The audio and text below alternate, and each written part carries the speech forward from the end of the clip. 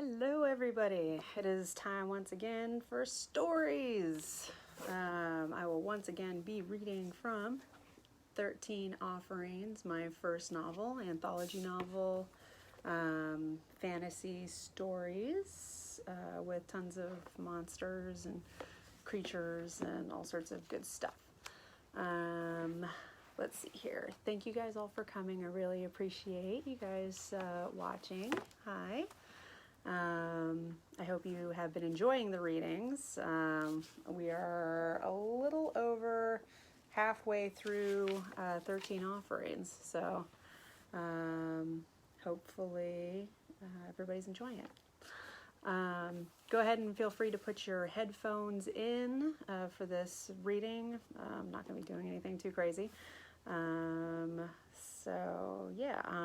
I will be doing my best on voices. Sometimes they get a little skewed as I'm going. The cover of this book was done by the lovely Naomi Gibson, very talented digital artist, and it was edited by my good friend Heath Harper, who also goes by H.H. Raymond professionally. Please feel free to follow along or read along if you have a copy of the book. If you don't have a copy of the book, you can get them on an ebook on Amazon. You can get physical copies on Amazon. You can also get them on my website, www.aprilwahlin.com. For the latest information on my readings and stuff like that, you can sign up for my email list on my website. You can also like my Facebook page, facebook.com/April Wahlin, which is where you're probably watching this. If not, it's on one of my many other pages, I'm sure. I also have all the videos up on YouTube, which is youtube.com/April Wahlin, if you would like to revisit any of these or if you would like to catch up. Let's see, I'll be doing a short Q&A after if anybody has any questions. If not, don't worry about it. It'll just be a weird little awkward time where I go, any questions? Nope? Okay, cool. Let's see here. Recap. Last time, I believe, we left off with Medusa, who had just been cursed soundly for having the gall to fall in love, which is very sad. Now we will be back to the brothers after having told their tale, and then we will be jumping into our next story, which we are back to our navigator, Jonathan Maritime, and that story is called The Death Call. So I hope you guys will enjoy it, and here we go. Killian raised his eyes, but the mist did not dissipate as expected. Again, the brothers' eyes turned black, their gazes suddenly pulled to the heart of the tree. Phantom images appeared, a woman residing upon a throne of bones beside a man in black, their eyes a deep, depthless black, black as the inky darkness that enveloped them. The image swiftly shifted to the dark-eyed woman standing before a great black pit in the middle of a desert, the sun beating down upon her the sun beating down upon her reflected back in waves of heat and smoke. From within the darkness before her, a voice cried out in warning, a warning unheard by the watchers, but felt all the same. The brothers' heads snapped back, the orb grew opaque, and the darkness cleared from their eyes. Another warning, Patrick. Another warning. Patrick could not keep the worry from his voice. I know that girl, Angus muttered in surprise. She belongs to Romulus. And I recognize the man looming behind her, Bannon added. He is the benefactor of our ship. What does this mean? Killian asked. Better to ask those in the vision, I imagine, Patrick replied. This eye tells the future, sometimes the present, and only rarely the past, Angus told them. What we saw hasn't happened. Asking the people within the image will only confuse them. The girl's been shown before. The fates seem to watch her every move. She looked common enough. Then again, appearances are often deceiving. Killian contemplated. The girl played a vital role in our recent war, Angus told them. Not much time has passed, and already she appears to me again. It's time to act. Careful, brother, Killian warned. You'll play right into the fate's hands. Nothing we can do will ever truly affect their decision, Angus replied. Going against my instincts to act would only make matters worse. The brothers looked to one another uneasily.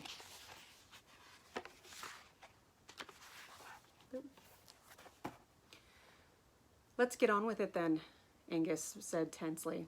Bannon, do you have another tale? I do, he replied, digging in his pocket. After a moment, he pulled out a shimmering claw, long, thin, and deathly sharp. I offer another tale of a man newly introduced to the world of the supernatural.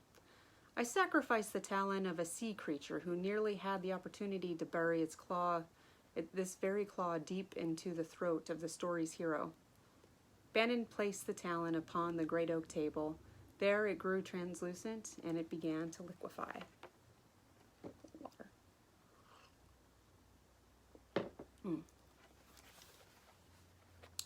The death call. It was a particularly dull stint of the voyage. With the calm weather and smooth seas, very little effort was needed to keep their course. They were headed northeast, and had been so for nearly 2 days now. The winds were calm and amiable. The sea had but the slightest ripples, and the sun hung high. It was perfect napping weather for the crew, and everyone took full advantage. He couldn't understand what could possibly have McBain up in arms. Captain says we're in for some trouble. Jonathan called. Getting my characters mixed up already. Captain says we're in for some trouble, Jonathan called as he reached Knox at the wheel. You don't know the half of it, Knox growled, keeping a wary eye on the horizon.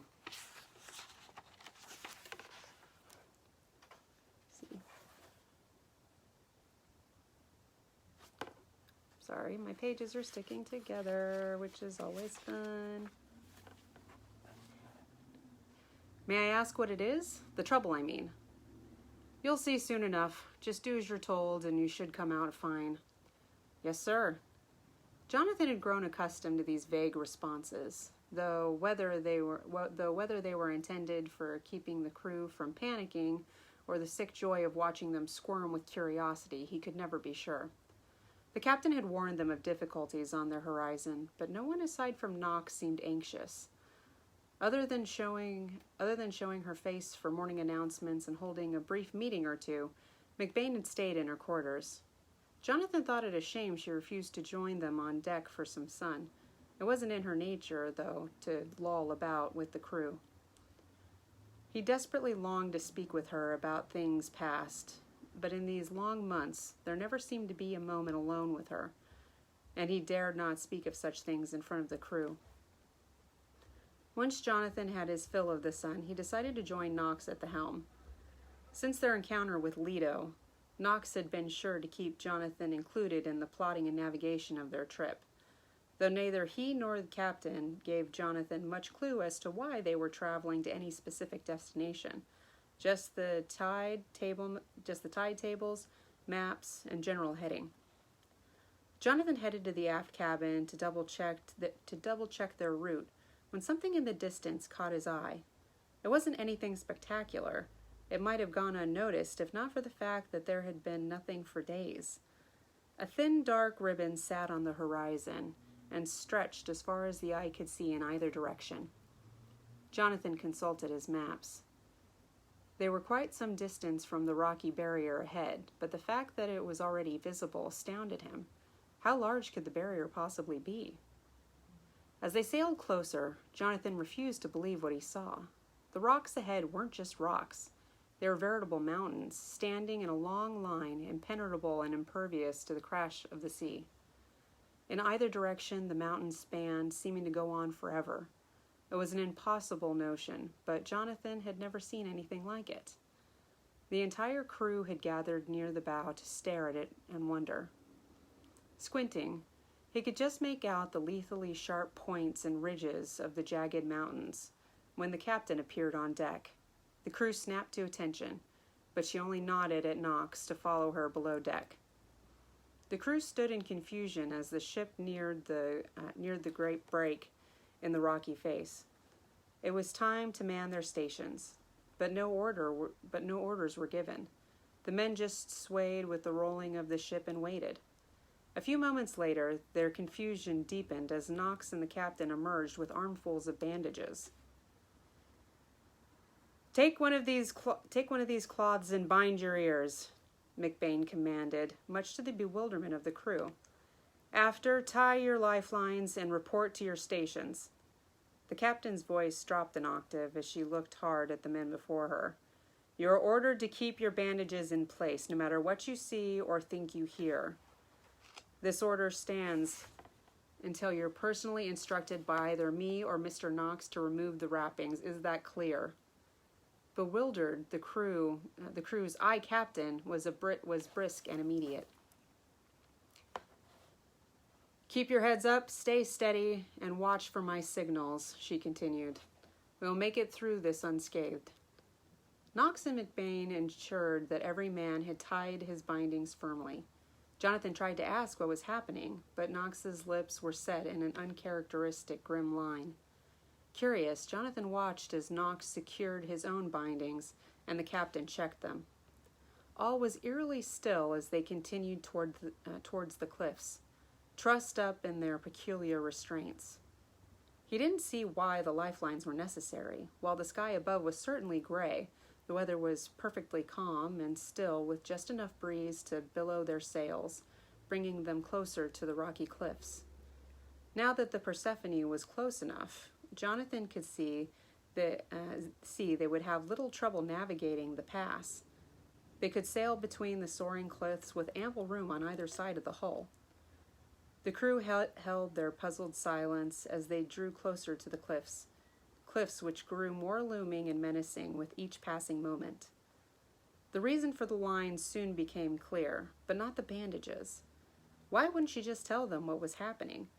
The sea bashed against the rocks with such ferocity it was a wonder they did not shatter.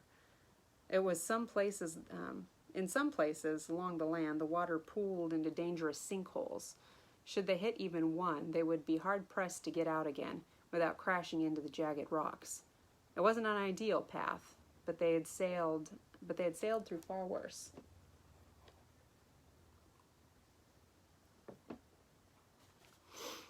The sea air hung around them, still and stagnant.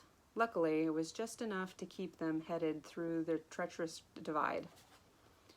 Time slowed as they sailed, at little more than a drift, their surroundings only growing bleaker as they continued on. Soon, a faint fog rolled across the water, making it difficult to see the rocks, which jutted up from the water like claws. Knox's knuckles were white on the helm as he squinted into the fog. It was a tedious trek, but there was an end in sight. Jonathan looked down at the sharp bits of stone protruding from the sea to discover they weren't all stones.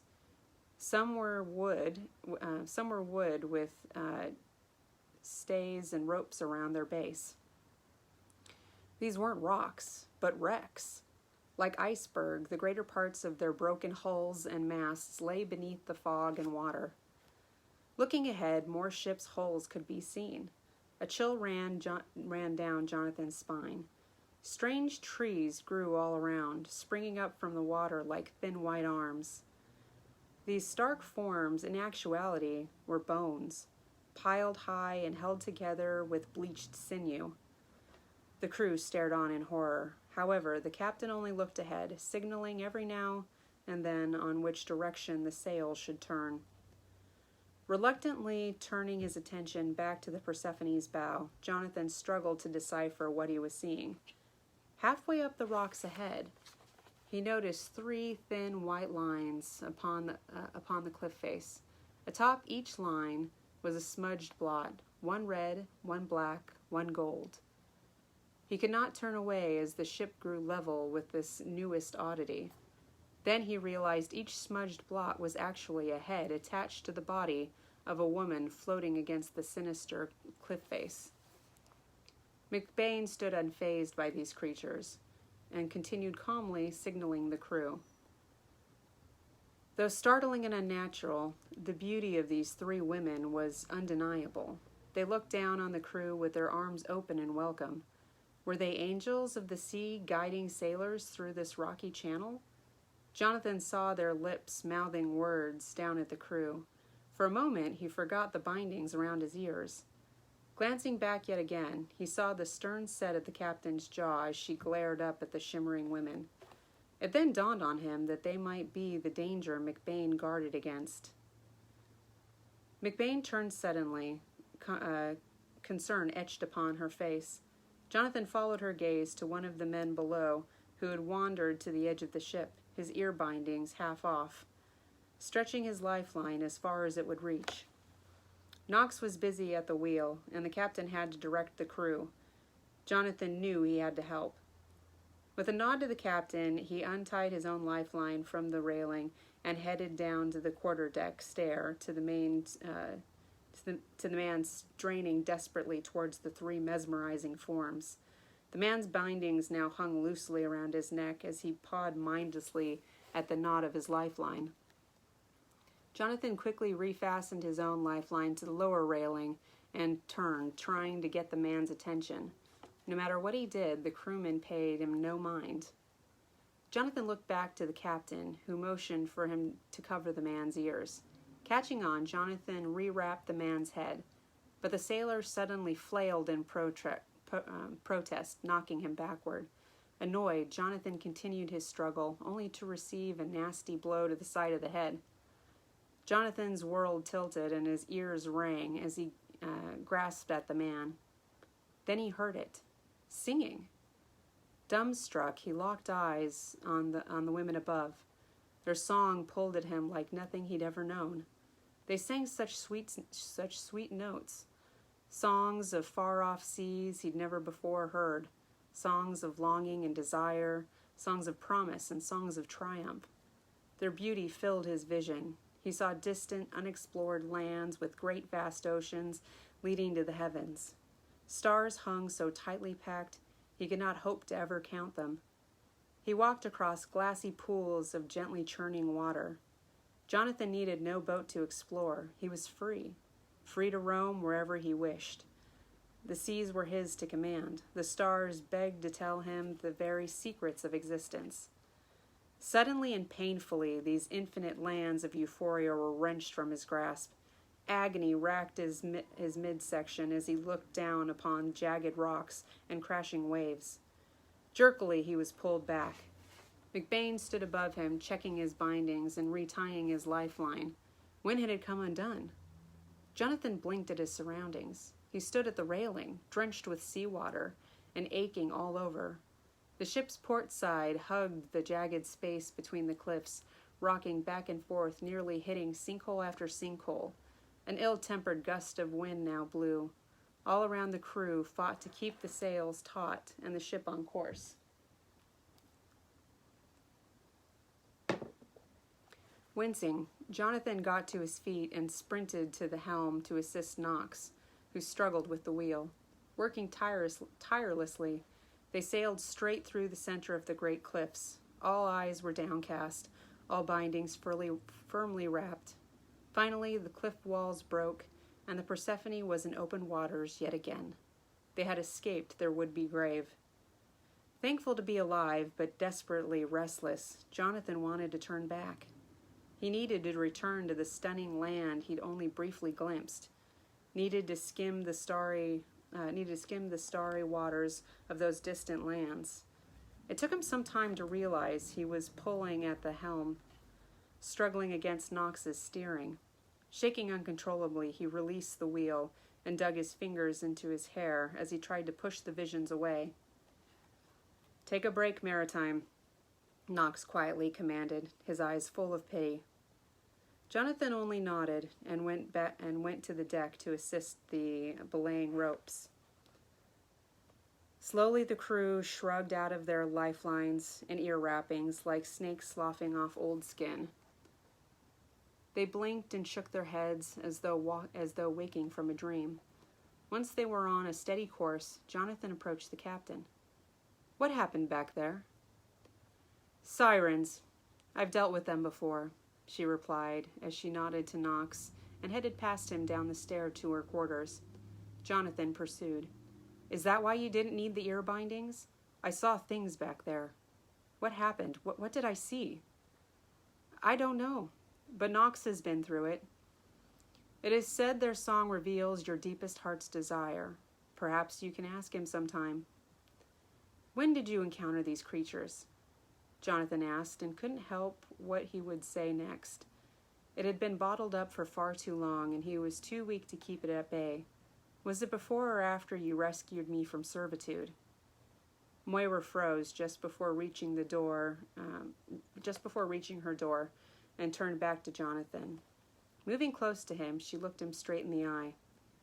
"We rescued each other, and I thank you not to speak of such times again." "Why?" Jonathan asked, despite his better judgment. "The woman you knew no longer exists," she replied in a fierce whisper. "Be aware, it is no longer the same person you address." Jonathan stared back, surprised by her cold, rigid countenance.